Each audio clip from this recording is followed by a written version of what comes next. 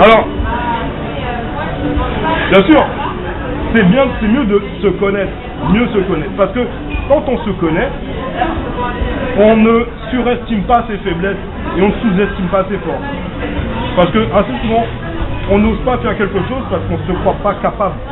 Donc, on va demander l'avis de ses amis, voire de ses copines, de ses amis. Et l'ami nous dit, non, ne fais pas ça, tu n'arriveras pas. Pourquoi tu n'arriveras pas si tu ne sais pas? Il faut essayer pour savoir, je ne sais pas. Donc, avant de demander l'avis de X, Y, Z, essayons. Après, une fois que tu as essayé, tu peux dire, je n'ai pas réussi. Mais j'ai essayé. Alors, comme notre ami Gérard commence à s'ennuyer un petit peu, je donne le...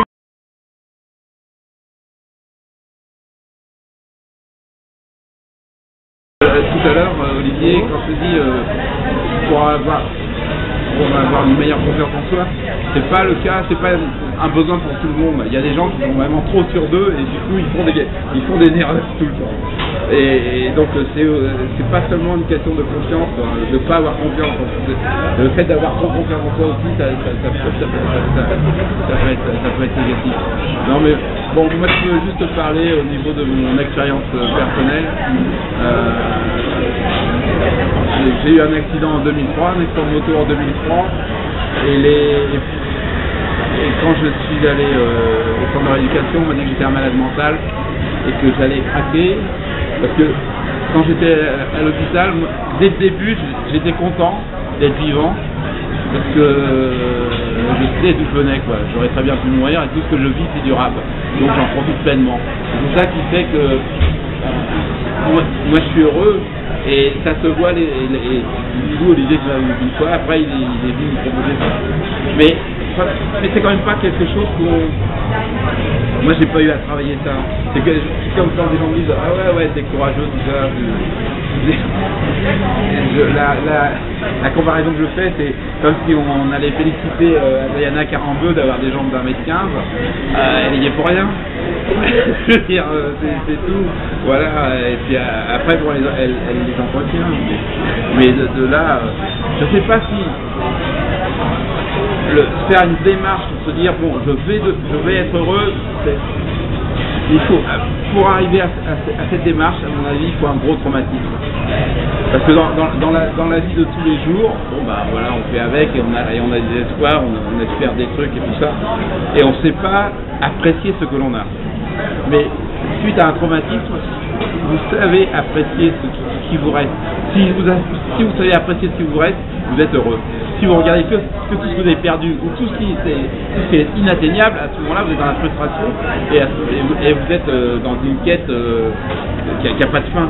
Et c'est en ce sens que les gens, je pense, il y a certaines personnes qui sont toujours dans l'attente d'un truc meilleur, ou qui se disent, bon bah, l'année prochaine, quand j'aurai fait ça et ça sera bien. Mais pourquoi attendre l'année prochaine pour savourer un petit truc tout simple? Bah, c'est bien fait, c'est bon.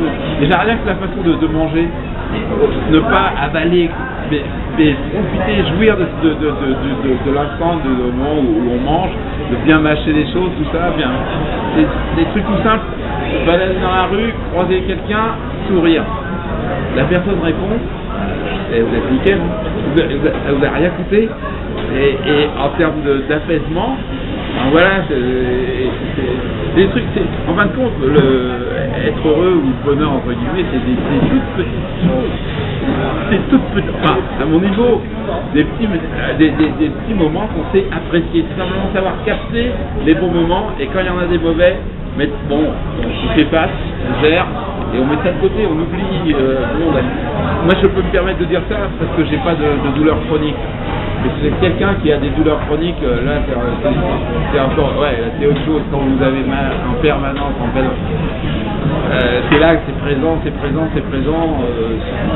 Moi j'ai la chance mais j'ai rencontré des gens comme vous qui avaient des douleurs chroniques, et je comprends du coup votre quête, dire comment faire pour mettre ça un peu de côté, pour pouvoir apprécier